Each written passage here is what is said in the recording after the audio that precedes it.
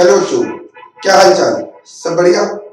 चलिए बेटा, आज हम एक नया चैप्टर लेके आए हैं जिसका नाम है ब्रांच अकाउंटिंग। चलिए स्टार्ट करते हैं बेटा। ब्रांच अकाउंटिंग है क्या चीज? सबसे पहले हम यहाँ पे समझेंगे ब्रांच किसे बोलते हैं बेटा। चलिए, ब्रांच किसे बोला जाएगा?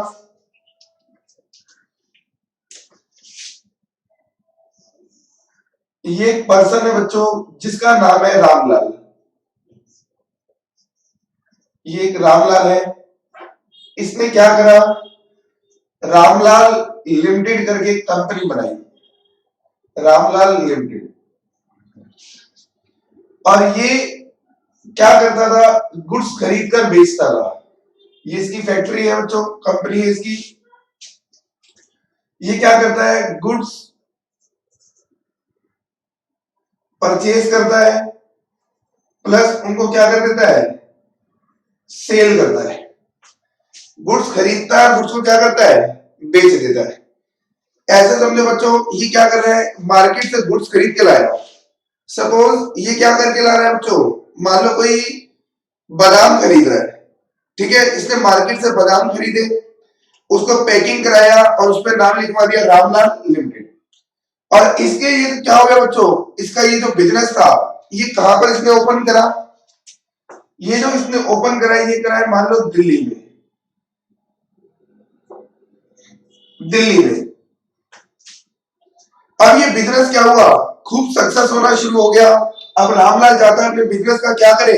एक्सपेंशन करे। अब ये रामलाल चाहे तो अपना एक आउटलेट क्या करेगा? जो ये आउटलेट, ये जो एक और आउटलेट खोलना चाहता है, ये दो जगह ओपन कर सकता है। या तो ये इंडिया में ओपन करे, या फिर कहा कर सकता है बच्चों? फॉरेन में।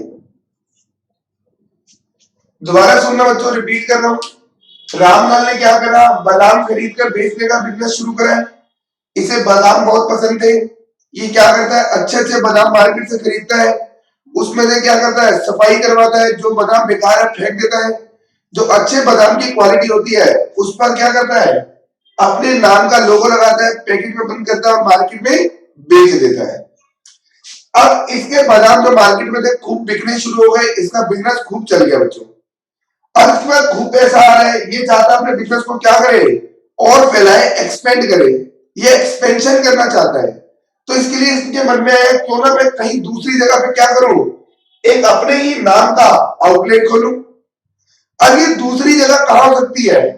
अब ये जो आउटलेट खोलने के बारे में सोच रहा है, ये इंडिया में कहीं और भी खोल सकता है, और चाहे तो कहां खोल सकता है? फॉरेन में भी खोल सकता है। अगर इसने फॉरेन में ओपन करा तो वो क्या होगा? Foreign outlet. इंडिया में ओपन करा तो इंडियन आउटलेट। अब देखो बच्चों, इसी आउटलेट को इस चैप्टर के अंदर क्या बोला गया है? ब्रांच बोला गया है। यानी अगर इसने अपना कोई आउटलेट इंडिया में ओपन करा तो उसे हम बोलेंगे इंडियन ब्रांच, और अगर फॉरेन में ओपन करा तो उसे क्या बोलेंगे? Foreign branch.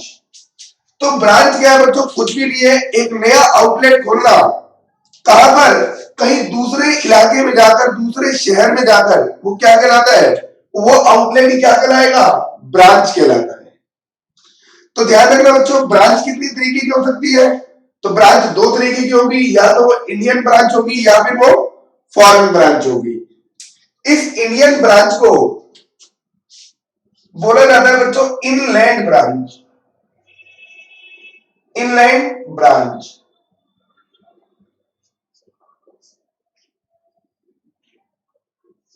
इंडियन ब्रांच का एक और नाम है इनलैंड ब्रांच। तो चलिए हम इसको यहां पर लिखेंगे बच्चों। ब्रांच क्या है तो आप दिखाना, ब्रांच दो तरीके की हो सकती है। आपको कॉपी पे ये वाला पार्ट लिखना है, ये वाला पार्ट सिर्फ मैं समझाने के लिए आपको लिख रहा हूं। कॉपी में नोट्स आप यहां से बनाएंगे। ब्रांच दो तरह की होती है, एक इंडिया में हो सकती है और एक फॉरेन में। जो इंडिया ब्रांच होगी उसे हम क्या बोलते हैं यहां पर? Inland branch. उसे हम क्या बोलेंगे? Inland branch. चलिए, तो आपको समझ में आ गया ब्रांच का मतलब क्या है। एक नया आउटलेट खोलना with the same name, that is हमारे एग्जांपल में क्या था, रामलाल लिमिटेड। सेम नेम के साथ आउटलेट खोलना कहीं दूसरे शहर में जाकर, उसी को क्या बोला जाता है, उस आउटलेट को ब्रांच बोला जाता है। ये तो आउटलेट है, चाहे इंडिया में ओपन हुआ चाहे फॉरेन में, क्या होगा, ब्रांच होगा। चलिए पहले हम बात करते हैं इंडियन ब्रांच की। इस रामलाल ने क्या करा, ये जो ब्रांच ओपन करी, इंग्लैंड ब्रांच, इसने पहले ओपन करी पुणे के अंदर। पुणे में ब्रांच ओपन करी। अब जब स्टार्टिंग में ब्रांच ओपन हुई तो बच्चों बताओ, इस ब्रांच में जो गुड्स सेल होगा वो क्या होगा, वो बादाम का बिजनेस, वो बादाम जो रामलाल क्या कर रहा था, अपने नाम से बेच रहा था। रामलाल जो बादाम के पैकेट बेचता था, वो पैकेट पुणे ब्रांच से भी अब क्या होंगे, यहां से भी बेचे जाएंगे, यहां से भी सेल होंगे। लेकिन यहां से सेल होने के लिए पहले पुणे ब्रांच के पास वो बादाम के पैकेट आएंगे कहां से, वो बादाम के पैकेट आएंगे कहां से बच्चों, कहां से आएंगे, दिल्ली से आएंगे। यानी दिल्ली क्या बन जाएगा, हेड ऑफिस बन जाएगा। दिल्ली क्या बन गया, हेड ऑफिस, क्योंकि इसका रजिस्टर्ड ऑफिस कहां होगा, दिल्ली में होगा। तो पहले गुड्स यहां से जा रहे थे, ये बेच रहा था। अब स्टार्टिंग के अंदर बच्चों इसके पास कस्टमर क्या होंगे, बहुत ही कम होंगे, 5, 10, 20 कस्टमर होंगे। अब यहाँ पे एक बात सोचो, जो रामलाल की कंपनी है, उस बेचारी ने क्या करा है, पुणे में ब्रांच ओपन करी है, यानी एक आउटलेट खोला है। उस आउटलेट के एक्सपेंस होंगे, लाइक रेंट होगा, स्टाफ की सैलरी होगी, एडवर्टीजमेंट एक्सपेंसेस होंगे, तो खर्चे तो बहुत ज्यादा होंगे। और अभी कस्टमर क्या है, बहुत ही कम है। अगर पुणे ब्रांच में अकाउंटेंट बिठा दिया जाए, अगर पुणे ब्रांच में एक अकाउंटेंट बिठा दिया जाए, तो बच्चों वो भी क्या लेगा, सैलरी। वो सैलरी तो लेगा, बट उसका काम क्या होगा, वो 5, 10, 15 लोगों को जो गुड्स बेचा है उसकी अकाउंटिंग करना। जो वो 10, 15 लोगों को गुड्स बेचा है उसकी क्या करना, अकाउंटिंग करना। अब इतने थोड़े से काम के लिए अकाउंटेंट हमसे क्या लेगा, हुज अमाउंट ऑफ सैलरी ले लेगा। तो हेड ऑफिस क्या करेगा, हेड ऑफिस पुणे को बोलेगा एक काम करो, आपको अकाउंटिंग करने की रिक्वायरमेंट नहीं है, आप अकाउंटिंग मत करो, बस आप जो भी गुड्स बेचोगे मुझे बता देना, मैं आपकी अकाउंटिंग कहां करा दूंगा, हेड ऑफिस में करा दूंगा। ध्यान से सुनना बच्चों, हेड ऑफिस ने क्या बोला कि ब्रांच तुम अकाउंटेंट मत रखना, क्योंकि अकाउंटेंट रख के फायदा नहीं है कोई भी, क्योंकि आपकी जो ट्रांजेक्शन है वो क्या है, बहुत ही कम है। आपकी ट्रांजेक्शन क्या है, बहुत ही कम है। इतनी सी ट्रांजेक्शन के लिए अकाउंटेंट क्या करेगा, हुज अमाउंट ऑफ सैलरी ले लेगा। एक काम करो, अकाउंटेंट को छोड़ो, आपकी अकाउंटिंग हम कहां करा देंगे, हेड ऑफिस में, क्योंकि यहां भी तो कौन बैठा हुआ है, अकाउंटेंट। इसी अकाउंटेंट को बोलेंगे और वो आपकी ब्रांच की क्या कर देगा, अकाउंटिंग कर देगा। तो आपको अकाउंटिंग की टेंशन नहीं लेनी है। अब पुणे ब्रांच क्या करेगी, जितने लोगों को सेल करा है सारी डिटेल कहां भेजेगी, हेड ऑफिस के पास, और हेड ऑफिस क्या करा देगा बच्चों, उसकी अकाउंटिंग करा देगा। अब ये जो ब्रांच है बच्चों, अभी ये जो ब्रांच है, ये अभी अकाउंटिंग के लिए किस पे डिपेंडेंट है, ये किस पे डिपेंडेंट है, हेड ऑफिस के ऊपर। ये ब्रांच देखो, पुणे, पुणे कहां पर है, इंडिया में, यानी ये इंग्लैंड ब्रांच ही है। लेकिन अपनी अकाउंटिंग क्या खुद कर रही है, नहीं, अपनी अकाउंटिंग के लिए क्या है, डिपेंडेंट है किसके ऊपर, हेड ऑफिस के ऊपर। ये यहां से गुड्स बेचेगी, डिटेल भेज देगी कहां पर, हेड ऑफिस में। हेड ऑफिस का अकाउंटेंट जब तक एंट्री नहीं करेगा तब तक ये क्या करेगी, अपने अकाउंट मेंटेन नहीं कर पाएगी। तो यानी ये जो पुणे ब्रांच है, ये अकाउंटिंग के लिए क्या है, अभी डिपेंडेंट है। तो इसको क्या बोला जाएगा, डिपेंडेंट ब्रांच बोला जाएगा। इसका नाम क्या पड़ गया बच्चों, डिपेंडेंट ब्रांच आ गया। तो यानी इंडिया में जो ब्रांच हो सकती है बच्चों, वो दो तरीके की होती है।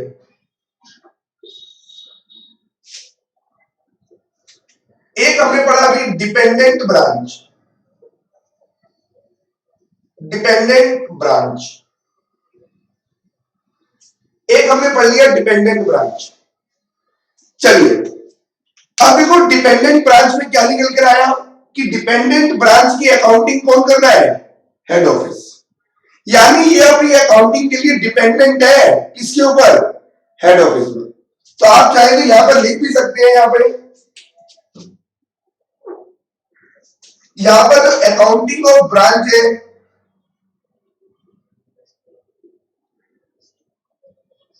Accounting of branch is done by head office. Accounting of branch is done by head office. चलिए अब हमें पता लग गया बच्चों, ब्रांच दो तरीके की हो सकती है, फॉरेन में भी हो सकती है और इंडिया में भी हो सकती है। अगर इंडिया में हुई तो डिपेंडेंट भी हो सकती है और डिपेंडेंट के अलावा कुछ और भी हो सकती है। तो चलिए आगे डिस्कशन स्टार्ट करते हैं बच्चों। धीरे धीरे समय बीतता गया और पुणे ब्रांच भी क्या हो गई बच्चों? सक्सेसफुल रही। अब इसके भी क्लाइंट 5, 10, 15 से बढ़कर बच्चों 15,000, 20,000 हो गए। अब इसकी अकाउंटिंग करना, यहां का जो अकाउंटेंट है, यहां का जो बच्चों अकाउंटेंट था, यहां का ये जो अकाउंटेंट है, क्या अब इसके लिए पॉसिबल होगा? अकाउंटेंट क्या इसके लिए पॉसिबल है कि दिल्ली में भी 50-60 हजार कस्टमर, 20-25 हजार यहां के कस्टमर, ये अकेला पर्सन अकाउंटिंग कर दे? अब पॉसिबल नहीं है। अब हेड ऑफिस क्या बोलेगा पुणे ब्रांच को? अब आप एक काम करो, एक अकाउंटेंट क्या करो? हायर करो। अब आप एक अकाउंटेंट क्या करो? हायर करो और उससे क्या कराओ? अपनी अकाउंटिंग करो। अब ये ब्रांच क्या बच्चों अकाउंटिंग के लिए हेड ऑफिस पे डिपेंडेंट रही? नहीं, क्योंकि हेड ऑफिस ने खुद ही बोल दिया कि अब आप क्या करो? एक अकाउंटेंट हायर करो और उस अकाउंटेंट से क्या कराओ? अकाउंटिंग कराओ बच्चों। अब वो अकाउंटेंट हायर करके अपनी क्या कराएगी? अकाउंटिंग करवाएगी। तो यानी जो पहले ये पुणे ब्रांच अकाउंटिंग के लिए डिपेंडेंट थी किसके ऊपर? हेड ऑफिस के ऊपर। अब वो डिपेंडेंसी क्या हो गई? खत्म हो गई। अब ये ब्रांच क्या करेगी? अपनी अकाउंटिंग खुद करेगी। तो यानी अब ये क्या हो गई? इंडिपेंडेंट हो गई। पहले क्या थी? डिपेंडेंट, अब क्या हो गई? इंडिपेंडेंट हो गई। तो यानी जो इंडिया में ब्रांच है वो डिपेंडेंट भी हो सकती है और साथ साथ इंडिपेंडेंट भी हो सकती है। तो चलिए दूसरा नाम लिखिए बच्चों, independent branch.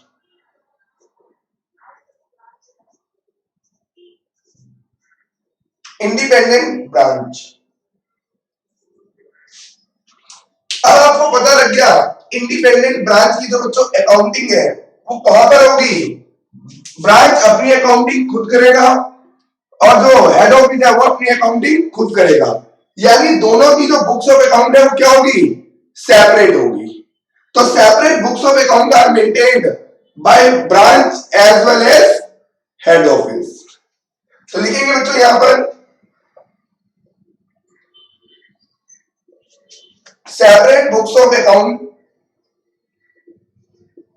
separate books of accounts are maintained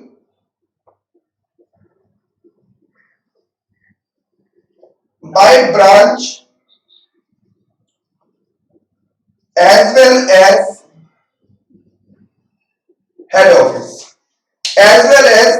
head office, चलिए नोट डाउन करो पहले यहां पर।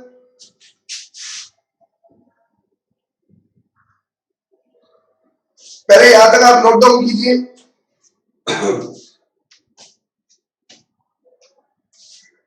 चलिए हो गया नोट डाउन।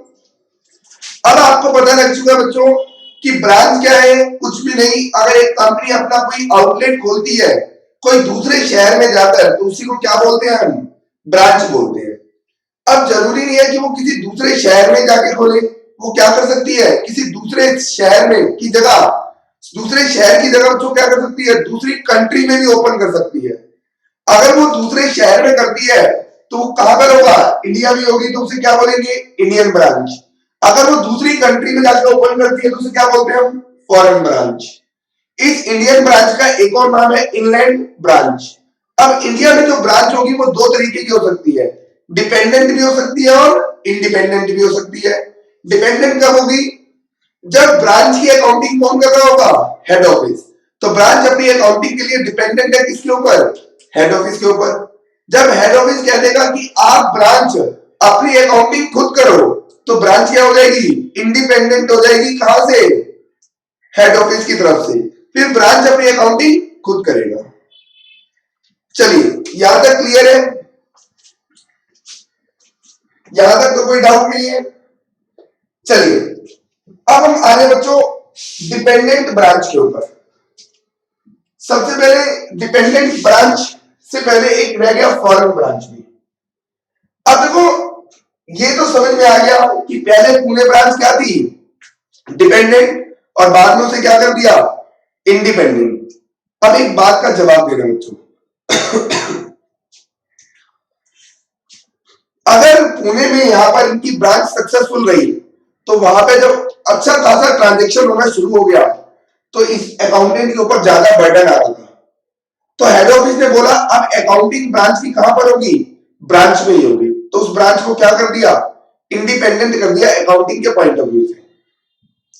जब यहां पर अब रामलाल को लगा दिल्ली में बिजनेस सक्सेसफुल है, पुणे में सक्सेसफुल हो गया, क्यों ना और बिजनेस को बढ़ाया जाए। अब उसने एक और ब्रांच ओपन कर दी होगी। कहां पर?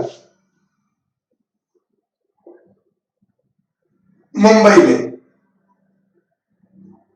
मुंबई में। अब मुंबई में जब ब्रांच ओपन हुई, तो यहां पर भी गुड्स कहां से जाएंगे? दिल्ली से। और मुंबई में क्या होंगे? सेल होंगे। लेकिन मुंबई में अभी अभी अभी न्यूली क्या हुई है? ब्रांच ओपन हुई है। तो वहां पे क्या कस्टमर ज्यादा होंगे? नहीं। वहां पे भी वही 15, 20, 50 कस्टमर होंगे। क्या उसकी अकाउंटिंग करने के लिए अकाउंटेंट को हायर करना बच्चों क्या आप बताओ मुझे जरूरी होगा?